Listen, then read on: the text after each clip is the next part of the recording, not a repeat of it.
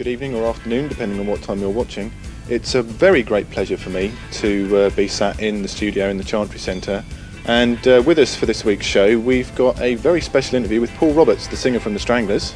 Steve can give us a nice shot of Paul. Hello, Steve.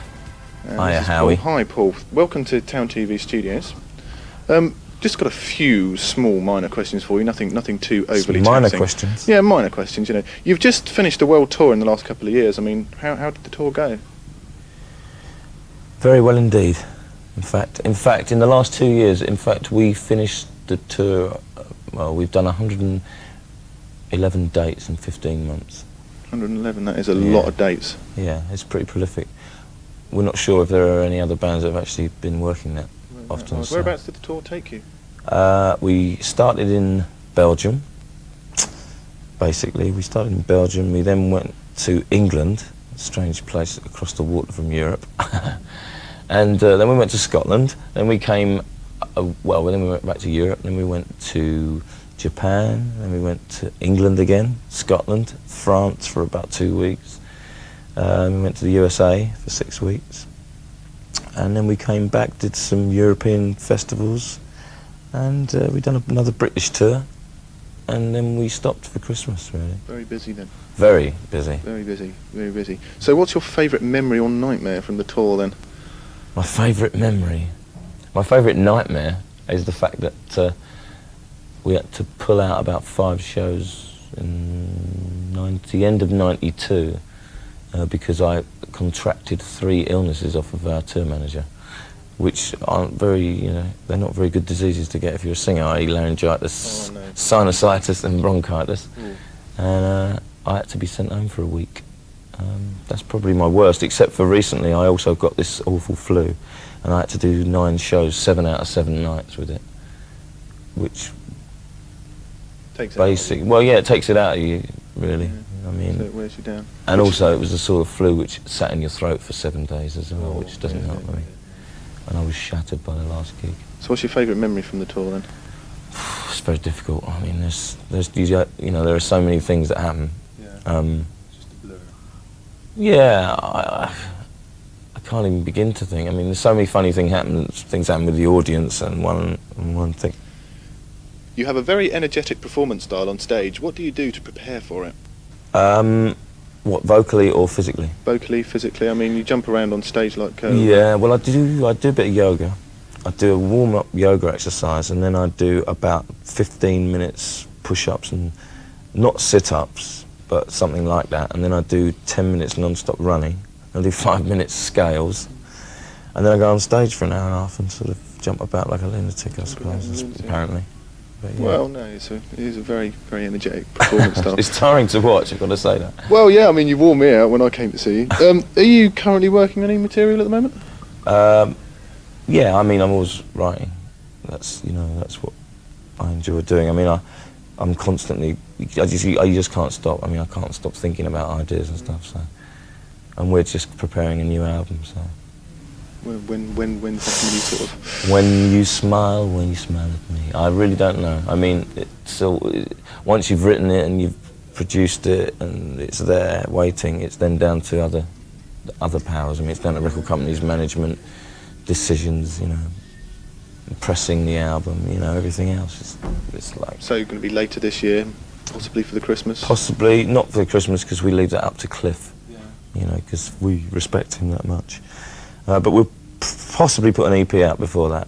That'd be good. Yeah. That'd be good. That'd be something definitely to look forward to. What's your favourite track to perform live? Wow. Well, obviously, because the band has got quite a history, I mean, there's a lot of old stuff that, as a fan, originally, that I really like to perform. I mean, there's this, actually, I can't say that on TV.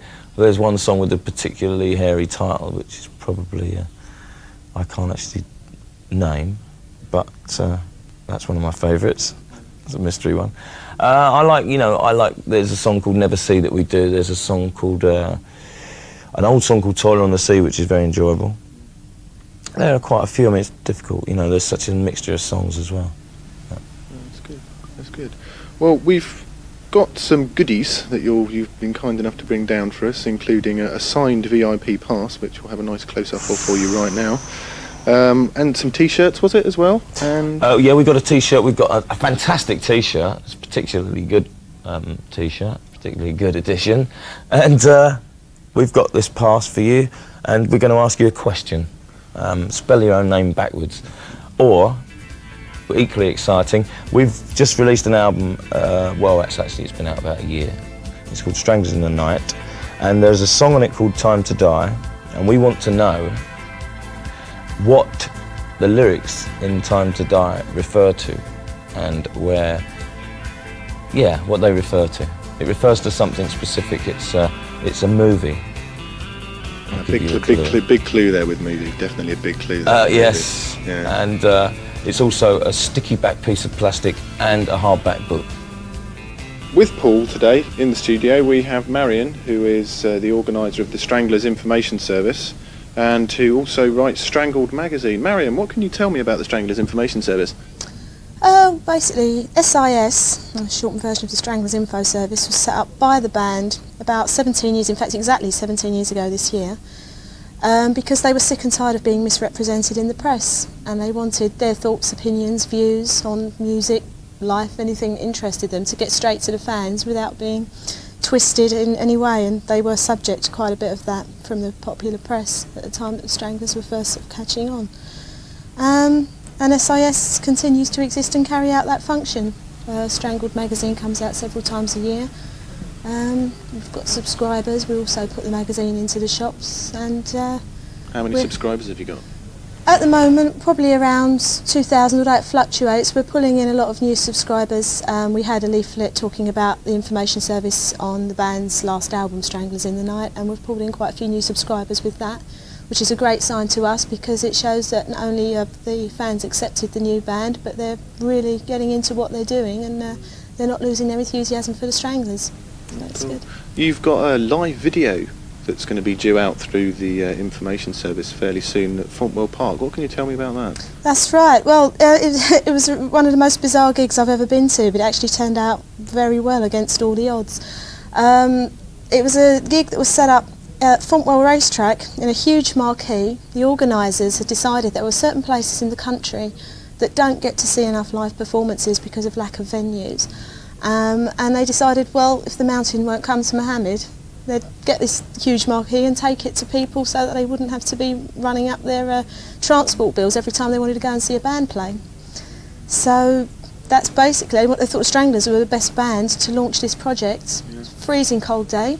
It was, yeah. Nobody thought it was going to go as well as it did, but the band played a storming gig, and luckily we decided to get that particular gig filmed, and we hope to release it through SIS within the next few weeks. Next few weeks? Yeah. So if anybody's interested out there who actually wants to get a copy of the video, you can contact either us at Town TV or Marian at the Stranglers Information Service. I'd like to thank both of you for coming in and speaking to us this afternoon or this evening, depending on when anybody's watching this, and hope that you both prosper and that the fan club continues very well. Thank you very much indeed.